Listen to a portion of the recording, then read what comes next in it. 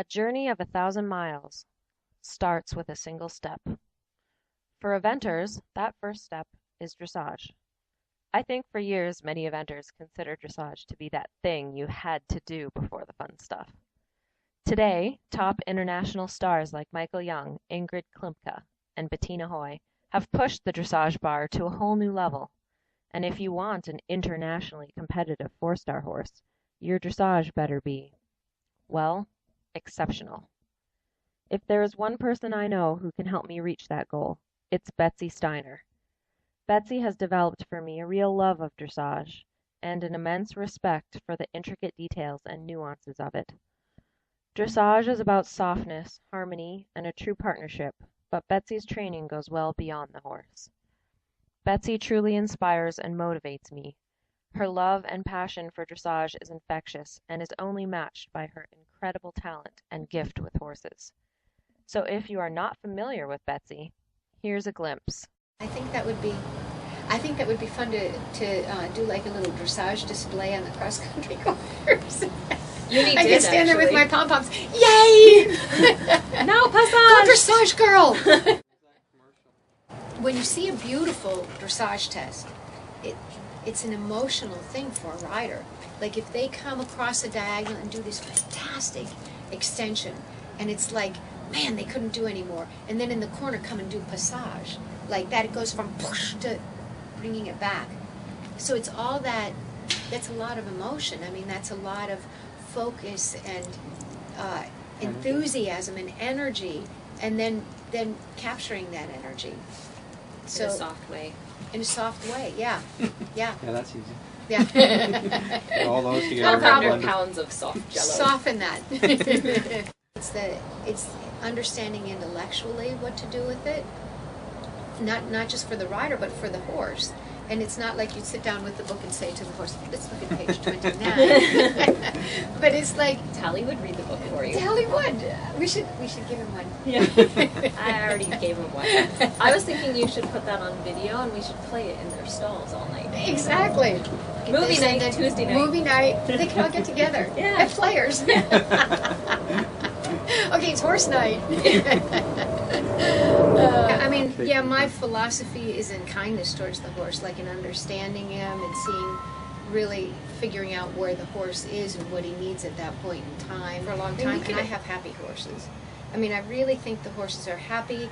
I think it's not just saying what they should do, it's finding that connection, like and truly finding a connection that runs a little bit deeper, and going into the horse and seeing, okay, what do you need? If I ask you a certain way, can you understand it? And you give them time to answer that question. If they don't understand it, then it's like, okay, you're not getting it this way. Let me explain it this way, and see if they get it like that. And you may have 4 or 5 different ways to explain the what you're wanting to come to the answer that you want. With them, so you have like a big toolbox, and you can go into it to get the answers you want while keeping the horse happy and content. Yeah, because the training scale is, it starts with tempo and rhythm, then it's suppleness, and then it's contact. So those are the 3 things that, in my opinion, every horse should have. So if you've got the tempo, rhythm, suppleness, and contact, to get all those things, it doesn't just go straight up, it's pretty linear. So to get, you know this as well as I do, to get rhythm, if your horse isn't supple, he's not going to have rhythm.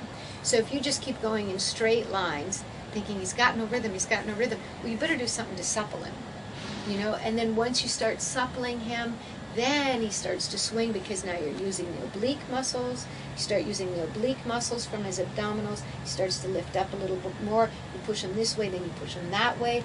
Then the back starts to come up. Then he starts to swing.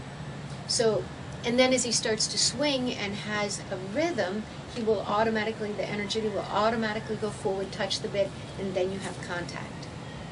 So the balance and the goal for Tally, like where do you see taking him with Tally, I really would like to see him go for sure a good 4th level test, competitive in dressage show. I mean, and that's like my beginning goal. And You know, you rode him once, and then you immediately put him in long line and said you need to start here. So, what was it that you felt he needed to go to long lining, and why long lining, and how does that help? The long lining, I've really, really learned a lot about long lining, and I used to just get on and ride everybody and think that stuff's silly.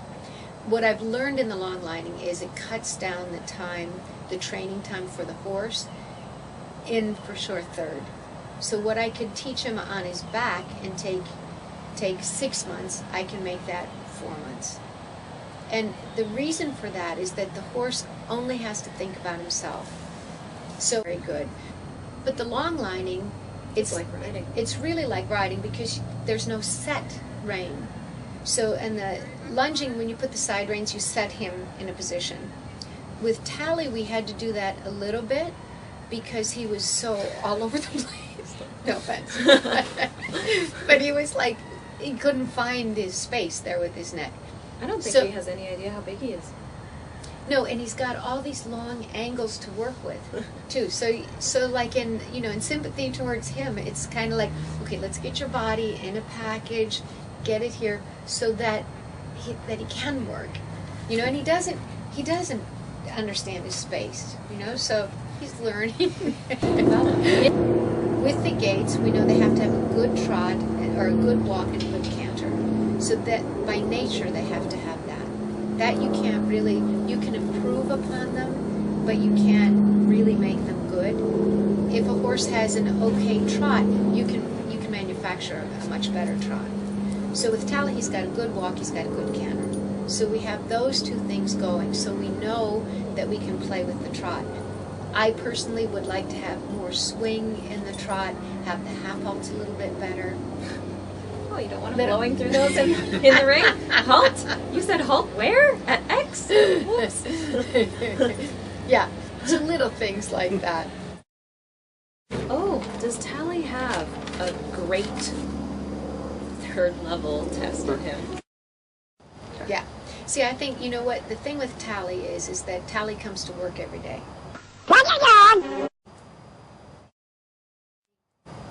He's like this for the few squirrel moments. He's gotten over those. I mean, he's much better with that.